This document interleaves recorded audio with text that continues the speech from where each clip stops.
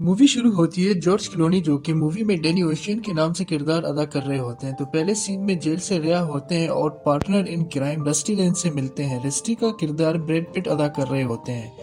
Danny ocean इस शर्त पर रिहा हो रहे होते हैं कि वो अपना शहर नहीं छोड़ सकते क्योंकि वो कानून की खिलाफ वर्जी करते हैं। फिर अगले सीन में हम देखते हैं कि रस्टी और डैनी कैलिफोर्निया से लास वेगास की तरफ जाते हैं। यहाँ पर ये दोनों अपने एक पुराने साथी रॉबिन से मिलते हैं। फिर ये दोनों रॉबिन को एक चोरी का प्लान सुनाते हैं। पहले तो रॉबिन इस चीज को मना कर देता है साफ साफ, लेकिन मजीद मालूमात जानने के बाद उन्हें हाँ कर देता है। बेसिकली इन तीनों का प्लान होता है कि लास वेगास में 3 बड़े कसिनो को लूटा जाए। इन तीनों कसिनो के मालिक का नाम होता है टेरी। टेरी और रॉबिन बहुत पुराने दुश्मन होते हैं, जिसकी वजह से रॉबिन इनका साथ देने के लिए मान जाता है। इसके साथ साथ रॉबिन इन दोनों को माली मदद भी करता है। मजीद डिस्कस करते ये लोग बात करते हैं कि बिलाजियो नाम से एक कसिनो है जो सबसे बड़ा है और इन तीनों कसिनो की कमाई इस कसिनो में आया करती है। अगर हम इसको लूट लें तो हमें किसी और कसिनो में जाने की जरूरत नहीं। और वहाँ वो लोग हिसाब लगाते हैं 160 मिलियन यूएस डॉलर। अगले सीन में हम देखते हैं कि डैनी और रस्टी अपनी एक टीम बनाते हैं जिसमें मुख्तलिफ माहिर काबिल लोगों को ऐड किया जाता है। कोई सिक्योरिटी का माहिर है तो कोई कसिनो मैनेजमेंट बहुत बेहतर तरीके से जानता है, कोई बहुत अच्छे तरीके से एक्सप्लोजिव का काम जानता है। सारे टीम मेंबर बहुत ज्यादा तैयारी करते हैं। वो नजर रखते हैं कि बिलाजियो कैसीनो के बाहर कितनी सिक्योरिटी है, कितने लोग हैं, कौन आता है, कब स्टाफ की शिफ्टिंग होती है और बहुत सारे मामलात पर ये नजर रखते हैं। और इसके साथ साथ बिलाजियो कैसीनो में जो सिक्योरिटी वॉल्ट होता है, ये लोग उसकी सेम कॉपी बनाते हैं ताकि इसको तोड़ सकें और इसकी सिक्योरिटी सिस्टम को चेक कर सकें, ताकि असल में जब चोरी करने जाएं तो इनको कोई मुश्किल पेश ना आए। यहाँ टेरी को पता चलता है कि उसकी एक्स वाइफ, जिसकी उससे डिवोर्स हो चुकी है, वो डैनी की मौजूदा गर्लफ्रेंड है।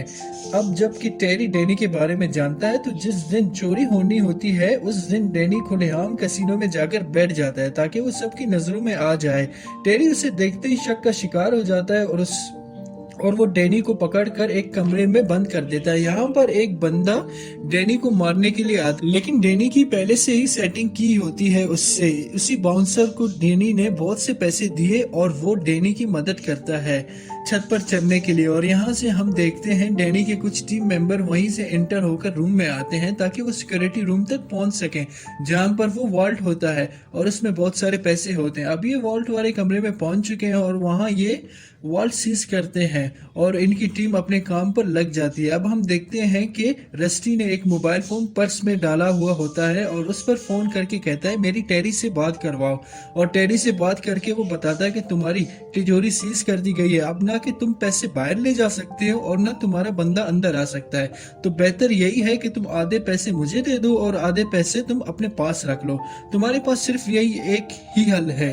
टेरी सिक्योरिटी कैमरे से देखता है तो वाकई उस कमरे का हाल बहुत बुरा होता है और वो ये भी देख रहा होता है कि उस कमरे में चोर घुसे हुए हैं और रूम अंदर से लॉक भी है। और अब हम देखते हैं कि स्वेट टीम बेसिकली पुलिस की एक स्क्वाड होती है, वो यहाँ पर इंटर हो जाती है। स्वेट टीम और अंदर मौजूद लोगों में फायरिंग एक्सचेंज हो जाती है और फिर स्वेट टीम एक जोरदार धमाका करती है और जैसे धमाका करती है तो अंदर कुछ पैसे होते हैं वो भी जल जाते हैं धमाके से। और थोड़ी देर में स्वेट टीम वहां से निकल जाती है अपना जरूरी सामान लेकर वापस जो उनके साथ था। टेरी बड़ा परेशान होता है, वो बार बार वीडियो की फुटेज यहाँ देखता है और उसे जल्दी से एहसास होता है कि कुछ अरसे पहले उसने तिजोरी वाले कमरे की जमीन पर बिलाजियो लिखा हुआ था, जो कि उस फुटेज में मौजूद नहीं है। और असल क्या होता है तो होता यूं है, डैनी की टीम के सिक्योरिटी एक्सपर्ट टेरी को झूठी इमेज कैमरे में दिखा रहे होते हैं जो बेसिकली उनके ट्रेनिंग वाले कमरे की होती है। यहाँ पर डैनी और उसकी टीम टेरी को मुकम्मल तौर पर बेवकूफ बना चुके होते हैं और अब हमें पता चलता है कि जो स्वेट टीम थी वो भी डैनी की ही टीम थी और अपने सामान में टेरी के बचे हुए पैसे लेकर जाते हैं और वो सामने से गुजर जाते हैं और किसी को शक भी नहीं होता कि इन बैग्स में पैसे हैं या स्वेट टीम के अपने वेपन्स वगैरह।